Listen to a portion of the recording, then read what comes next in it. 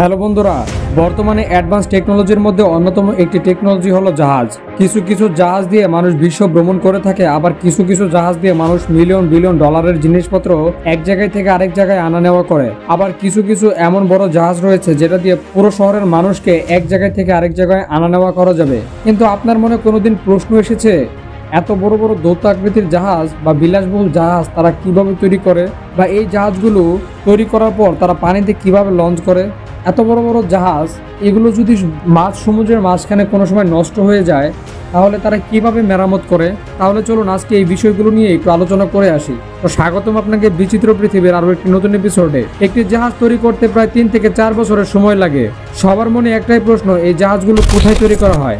এখন এই জাহাজগুলো যদি সমুদ্রের বাইরে তৈরি করা হয় তাহলে সমুদ্রে নিয়ে আসতে এর পিছনে প্রায় কোটি টাকার বেশি খরচ হবে, শুধু তার ট্রান্সপোর্ট সিস্টেমেই। কারণ এত বড় জাহাজ কোনো ক্রেন বা ট্রাকের মাধ্যমে আনা সম্ভব না। তাই এগুলোকে সমুদ্রের পাশেই তৈরি করা হয়। সর্বপ্রথম একটা সারফেস তৈরি করা হয় সমুদ্রের মাঝে। সেখানে সম্পূর্ণ একটি জাহাজকে তৈরি করার জন্য একটি ম্যানুফ্যাকচার প্ল্যান তৈরি করা হয়। সেই জায়গাটি সম্পূর্ণ পানি সরিয়ে শুকনো একটি খালি জায়গা তৈরি করা হয়, এবং কি সেখানে জাহাজ তৈরি করার জন্য বিভিন্ন ধরনের সরঞ্জাম ফিট করা হয়, এবং কি সেখানে প্রপার হইতে একটি জাহাজ তৈরি করা হয়। আর হ্যাঁ, আরো একটি কথা, জাহাজের নিচে কিন্তু বড় বড় যে পাখাগুলো থাকে সেগুলো ব্রোঞ্জ ধাতু দিয়ে তৈরি করা হয়।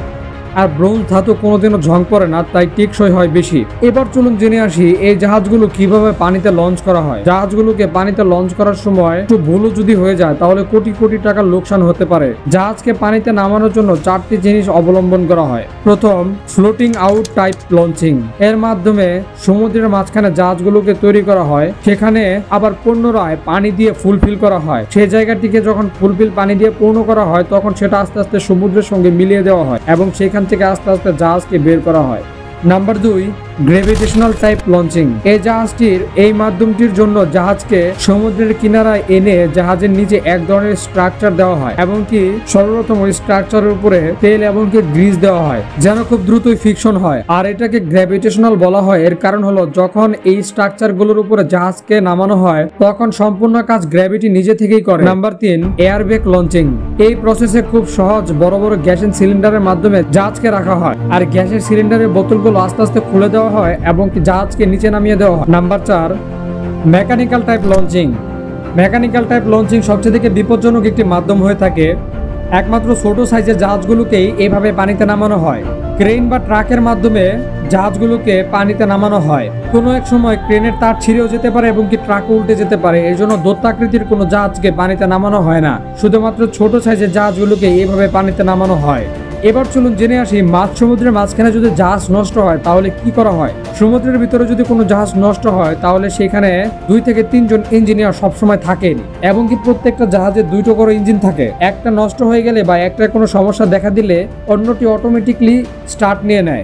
এখন কথার মধ্যে কথা হলো, কোনো বিপদের কারণে যদি 2টো ইঞ্জিন কাজ করা বন্ধ করে দেয় তাহলে কি হবে? জাহাজের ভিতরে থাকা ইঞ্জিনিয়াররা প্রথমে সেগুলোকে পর্যবেক্ষণ করবে, এবং কি সেগুলো যদি কোনো পার্টস পাতি নষ্ট হয়ে যায় তাহলে ইঞ্জিনিয়াররা সেগুলোকে মেরামত করার চেষ্টা করবে, কেননা ইঞ্জিনিয়ারদের কাছে সবসময় এক্সট্রা যন্ত্রাংশ থেকেই যায়। এবং কি দেখা গেল যে তাদের কাছে সেই সময় যদি কোনো প্রকার যন্ত্রাংশ না থাকে তাহলে রেডিও কমিউনিকেশনের মাধ্যমে নিকটবর্তী কোনো জাহাজের সাথে কন্ট্যাক্ট করে তারা তাদের গন্তব্যে ফিরে গিয়ে তাদের জাহাজকে মেরামত করে, তারপর তারা আবার যাত্রার উদ্দেশ্যে রওনা দেয়। তো বন্ধুরা, আজকে এই ছিল আমাদের ভিডিও। দেখা হচ্ছে পরবর্তী কোনো এক সময়। ততক্ষণ পর্যন্ত ভালো থাকুন, সুস্থ থাকুন।